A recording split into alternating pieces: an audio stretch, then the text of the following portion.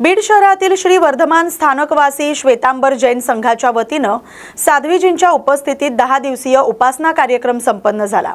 या कार्यक्रमात प्रवचनमाला, गुणानुवाद सभा आणि लहान मुलांसाठी संस्कार शिबिराचं आयोजन करण्यात आलं होतं। डॉक्टर प्रियदर्शनाजी महाराज यांच्या प्रथम पुण्यतिथी निमित्त आयोजित या कार्यक्रमाला जैन समाजातील भाविकांची उपस्थिती होती। यावेळी आगामी चातुर्मास आणि धार्मिक उपक्रमांबाबत माहिती देण्यात आली। तसंच साध्वीजी महाराज पुढील 4 महिन्यांच्या धार्मिक साधनेसाठी बार्शी इथं जाणार असल्याचं सांगण्यात आलं।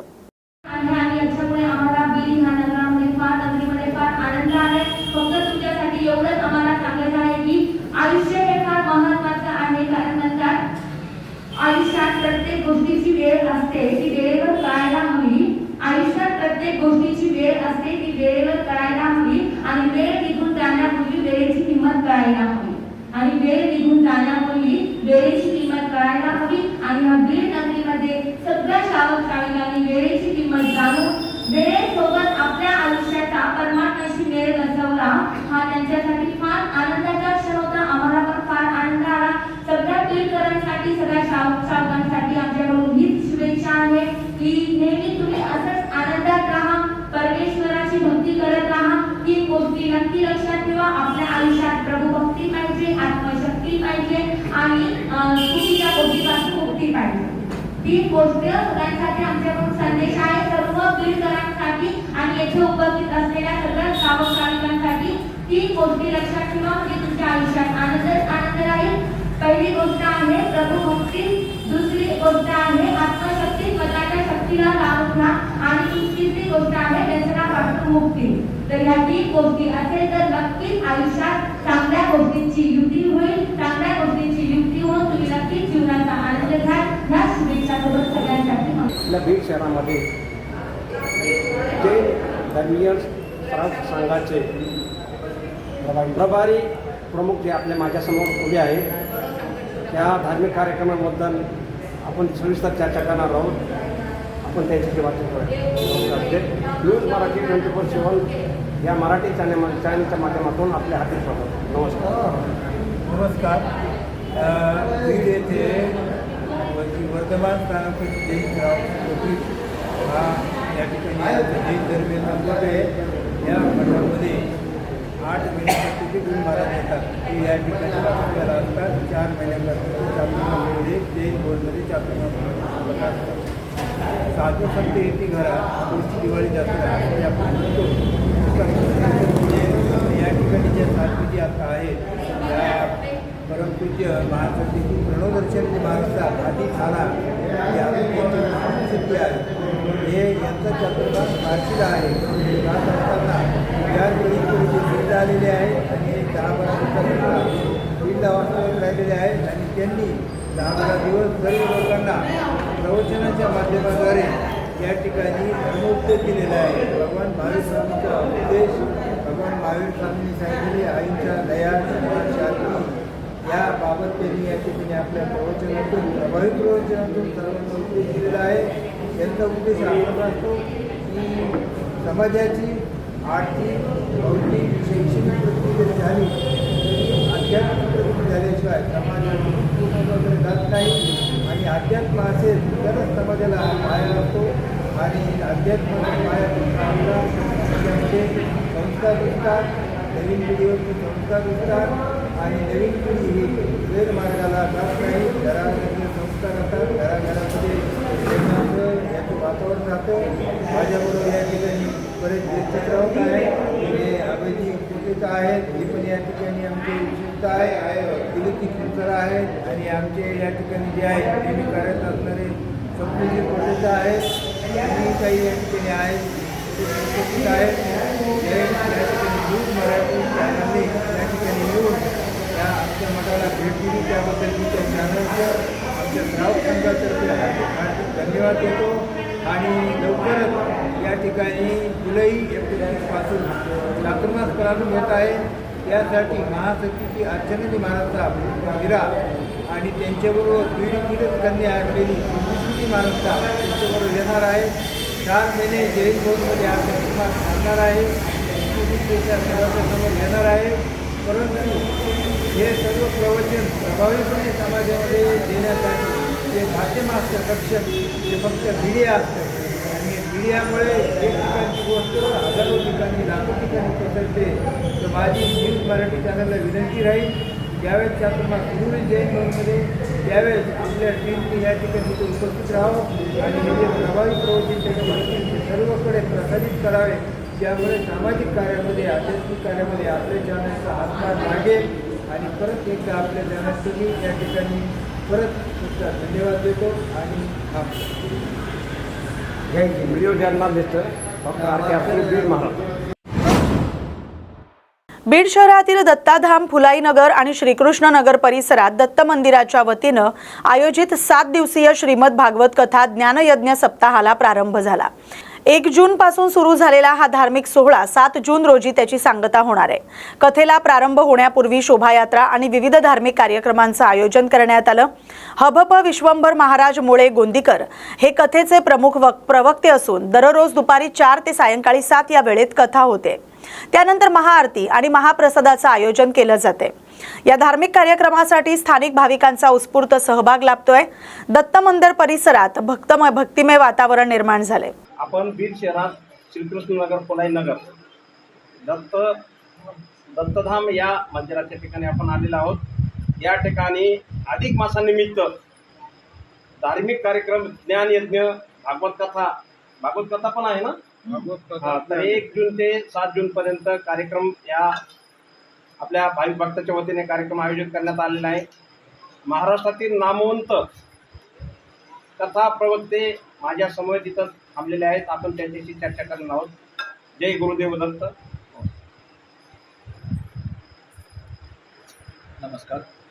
कृष्णाय वासुदेवाय हरये परमात्मने प्रणतक्लेशनाशाय गोविंदाय नमो नमः. सध्या अधिक पुरुषोत्तम मास त्या ठिकाणी चालू, ज्याला मलमास असं त्या ठिकाणी म्हणतात.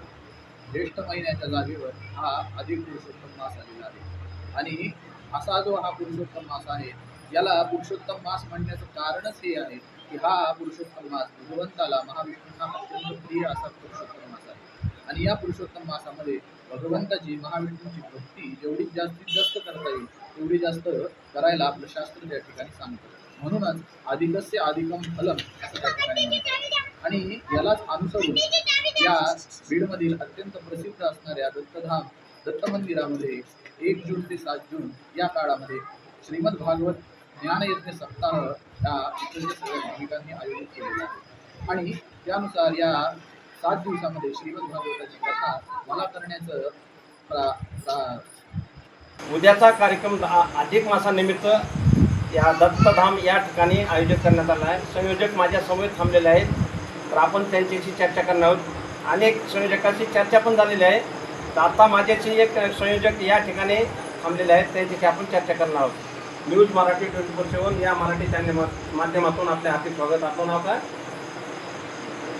मी अतुल संघाणी, तर ह्या भागाचा रहिवासी आहे. आमच्या इथं दत्त मंदिरामध्ये विविध कार्यक्रम मी आध्यात्मिक स्वरूपाचे घेत असतो. ह्यावर्षी आम्ही अधिक मासानिमित्त इथं भागवत सप्ताहाचं आयोजन केलं आहे.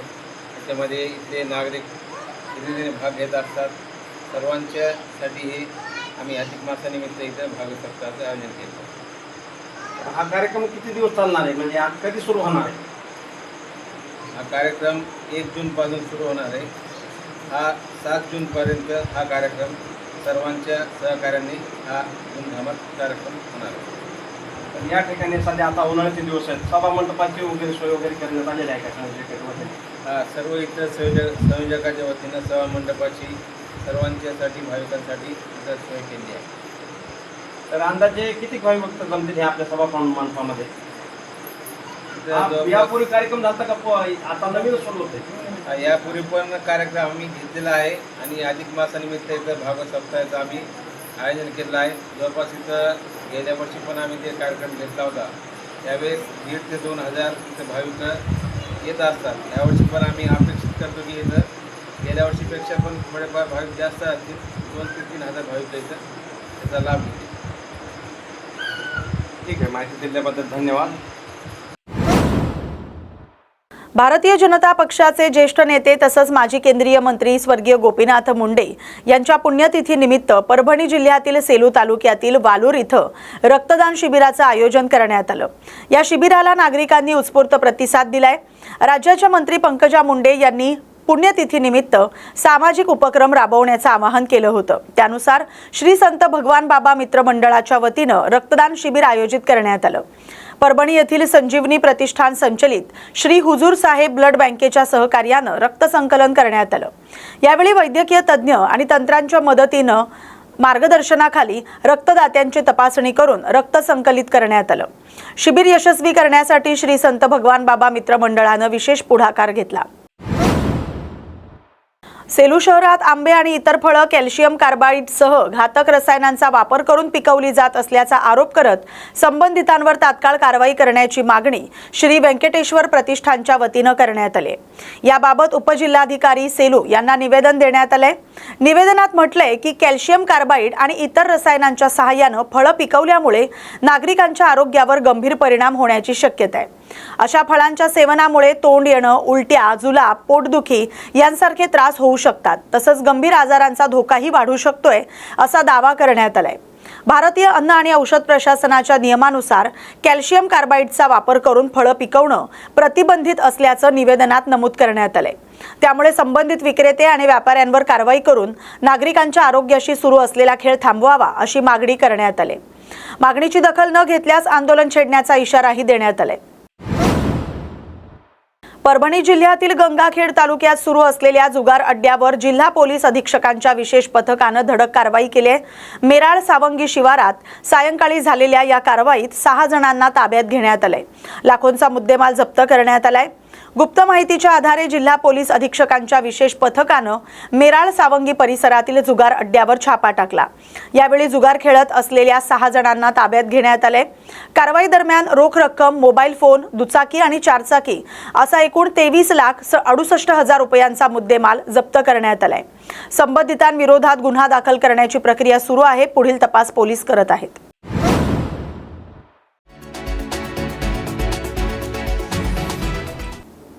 नमस्कार, मी मिनल माळी मडवी। न्यूज मराठी 24/7च्या महाराष्ट्र बुलेटिनमध्ये आपल्या सगळ्यांचं स्वागत। परभणी शहरातील मदिना नगर परिसरातील जीर्ण झालेल्या विद्युत यंत्रणेमुळे नागरिकांच्या सुरक्षेचा प्रश्न निर्माण झालाय। मान्सूनपूर्वी तातडीनं दुरुस्तीची कामं हाती घेण्यात यावी अशी मागणी यामीन पटेल फाउंडेशनच्या वतीनं करण्यात आली। याबाबत महावितरणच्या कार्यकारी अभियंत्यांना निवेदन देण्यात आलंय। मदिना नगर परिसरात अनेक ठिकाणी विद्युत तारा लोंबकळलेल्या अवस्थेत असून काही तारा जीर्ण झाल्यात। तसंच लोखंडी आणि सिमेंटचे विद्युत पोलही खराब अवस्थेत असल्याचं नागरिकांचं म्हणणं आहे। काही ठिकाणी उघड्या डीपी असल्यानं अपघाताचा धोका वाढला असून नागरिकांमध्ये भीतीचं वातावरण निर्माण झालंय। सुमारे 40 वर्षांपूर्वी उभारण्यात आलेली ही विद्युत यंत्रणा आता कालबाह्य झाल्याचं सांगितलं जातंय। पावसाळ्यात तारा तुटणं, वीज पुरवठा खंडित होणं तसंच शॉर्ट सर्किट सारख्या घटना घडण्याची शक्यता असल्यानं नागरिकांनी चिंता व्यक्त केली। या पार्श्वभूमीवर संपूर्ण परिसराचं तांत्रिक सर्वेक्षण करून जीर्ण तारा आणि पोल बदलणं, विद्युत वाहिन्यांना अडथळा ठरणाऱ्या झाडांच्या फांद्यांची छाटणी करणं तसंच उघड्या डीपी सुरक्षित करणं अशी मागणी यावेळी करण्यात आली। नागरिकांच्या सुरक्षिततेसह अखंडित वीज पुरवठा सुनिश्चित करण्यासाठी महावितरणनं मान्सूनपूर्वी आवश्यक उपाययोजना कराव्यात अशी अपेक्षा नागरिकांनी केली आहे।